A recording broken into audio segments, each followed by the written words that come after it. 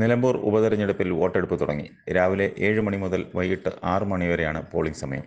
Nilambur Ayisha Mukkatta government LP സ്കൂളിലെത്തി vote ചെയ്തു. ബൂത്തിലെ ആദ്യ വോട്ടാണ് നിലമ്പൂർ ആയിഷ രേഖപ്പെടുത്തിയത്. രാവിലെ തന്നെ നീണ്ട ക്യൂ ആണ് ഓരോ ബൂത്തിലുമുള്ളത്. പ്രമുഖ സ്ഥാനാർത്ഥികളടക്കം 10 പേരാണ് ഉപതെരഞ്ഞെടുപ്പിൽ മത്സരിക്കുന്നത്. ഹോം വോട്ടിംഗ് അനുമതി ലഭിച്ച 1254 പേർക്കുള്ള വോട്ടെടുപ്പ് 16-ാം തീയതി പൂർത്തിയാക്കിയിരുന്നു. ഉപതെരഞ്ഞെടുപ്പിനായി 59 പുതിയ പോളിംഗ് സ്റ്റേഷനുകൾ ഉൾപ്പെടെ ആകെ 263 പോളിംഗ് സ്റ്റേഷനുകളാണ് സജ്ജീകരിച്ചിരിക്കുന്നത്. 23-ാം തീയതിയാണ് വോട്ടെണ്ണൽ.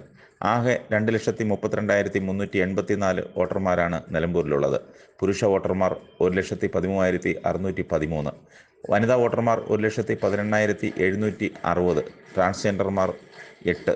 ഇതിൽ 7,787 പേർ പുതിയ വോട്ടർമാരാണ്. പ്രവാസി വോട്ടർമാർ 373 പേരുണ്ട്. സർവീസ് വോട്ടർമാർ 324. സുരക്ഷയ്ക്ക് 1200 പോലീസ് ഉദ്യോഗസ്ഥരും കേന്ദ്ര സേനയും സജ്ജമായിട്ടുണ്ട്. ആദിവാസി മേഖലകൾ മാത്രം ഉൾപ്പെടുന്ന വനത്തിനുള്ളിൽ 3 ബൂത്തുകളാണ് സജ്ജീകരിച്ചിട്ടുള്ളത്. പുഞ്ചക്കൊല്ലി മോഡൽ പ്രീ സ്കൂളിലെ 42-ാം number booth, Iruttukunni Vaniyampuzha forest station 12-ാം number booth, Nedunkayam amenity centre 225-ാം നമ്പർ ബൂത്ത് എന്നിവയാണിവ.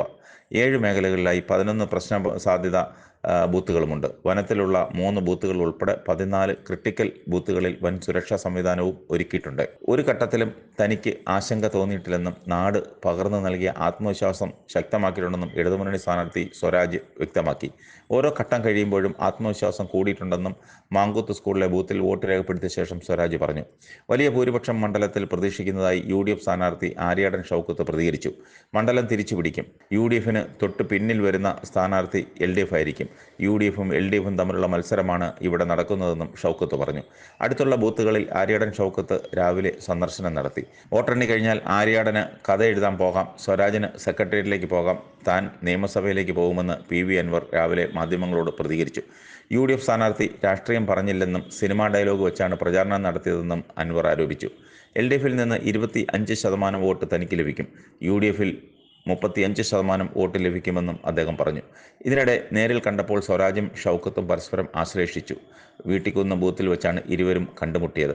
വോട്ടെടുപ്പ് തുടങ്ങി അരമണിക്കൂറിനുള്ളിൽ തന്നെ നിലമ്പൂർ മണ്ഡലത്തിൽ പോളിംഗ് 4% പിന്നിട്ടിരുന്നു. മണ്ഡലത്തിൽ കനത്ത മഴ പെയ്യുന്നുണ്ട്. ബൂത്ത് 2-ൽ വെളിച്ചം കുറവാണെന്ന് UDF പരാതി ഉന്നയിച്ചു.